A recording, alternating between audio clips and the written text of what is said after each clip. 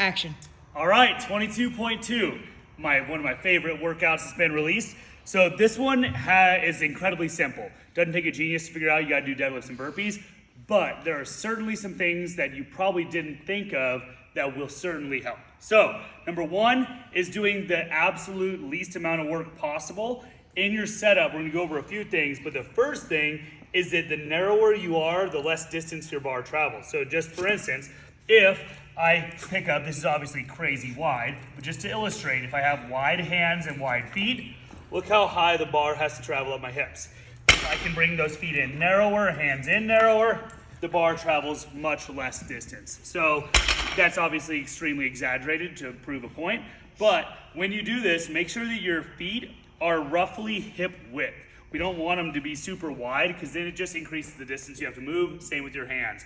Hands should be as close as possible to your legs without becoming an issue.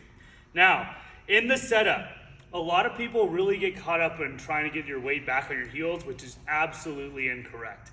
When we set up, I want you to feel like you step up to the bar, your weight should be in the middle of your foot. When you grab the bar, you should have balance in your foot. So I let go of the bar and do a little wiggle test. You should feel balanced here.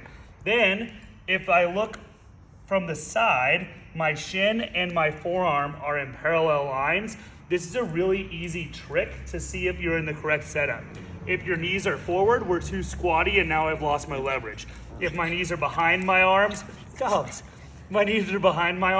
now I'm too stripper butted and I don't get to use my quads as well. So get into this nice parallel line setup, back nice and flat. You're gonna get your air at the bottom of the rep. Then, when I stand up, I'm gonna get my new breath at the top. Big breath in, brace, touch and go, and back up to the top. If you notice, every time I come down, I should have the same setup. So the first movement that needs to happen is ass goes back first. And I know this is all shit that you probably know, but if you start doing this too soon and having to go around your knees, you're gonna be blowing up your back more than 100 deadlifts already would. So really pay attention to that. Touch and go reps are gonna be crucial here. If you can stay away from singles, 1000% would recommend that, just because the hardest part of the deadlift for most people is creating the tension to break from the floor. So I totally try to stay away from singles, unless you're obviously clearly like struggling and you have to do singles, and that's what you gotta do. But do your best to stay in touch and go reps. That's gonna actually be a little bit easier on you. Now we'll move into the burpee. With the burpee, the biggest point is that you want to do as little movement as possible, and it needs to stay consistent. Something I always tell our athletes is that you have to find your breathing pattern and your movement pattern and stay the same. So this should feel more like, nice dogs. This should feel, I like to treat this, and I can't dance, but treat this almost like a dance. And if you can really focus on your movement pattern and your breathing pattern, rather than how fast or slow you're doing burpees, it'll actually help keep you on pace a lot better. So there's a few ways to approach this. Number one, they got rid of the two-footed takeoff rule, but they did say that you still have to jump over the bar. So you have to have both feet in there at the same time while going over the bar.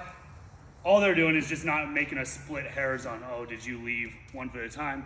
Kudos CrossFit, love that standard. So from here, and if you're doing the jump method, the most effective method that I think is there, the fastest method if you're good at burpees, is to jump back.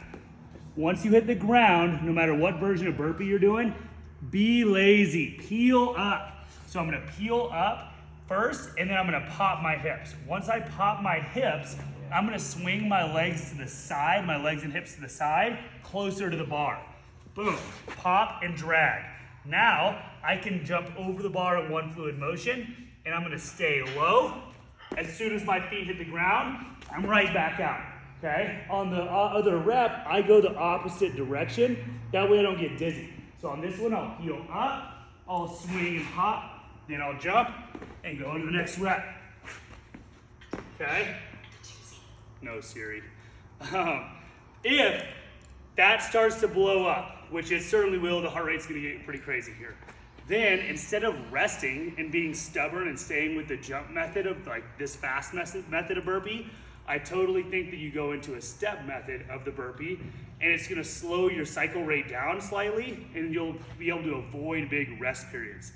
The one thing we have to avoid in this workout is having big pity parties where you're not working. So slowing down is cool, having a pity party and stopping is not. So if we're gonna do the step method, I personally think that a jump down is always the correct method because you're not loading as much. So I just flop on the floor.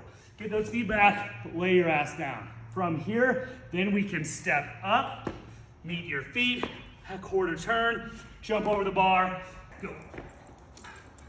All right, we had a little screen malfunction there, but that's the main points that we need to have here. So as a little recap on the deadlifts, parallel lines, weight in the middle of your feet, and narrow hands and feet to make a shorter lift. On the burpee, you gotta find your pattern, know how you're gonna move, breathe every time your chest hits the deck, and stay low going over the bar. Other than that, guys, hit this one hard, and let's get it done.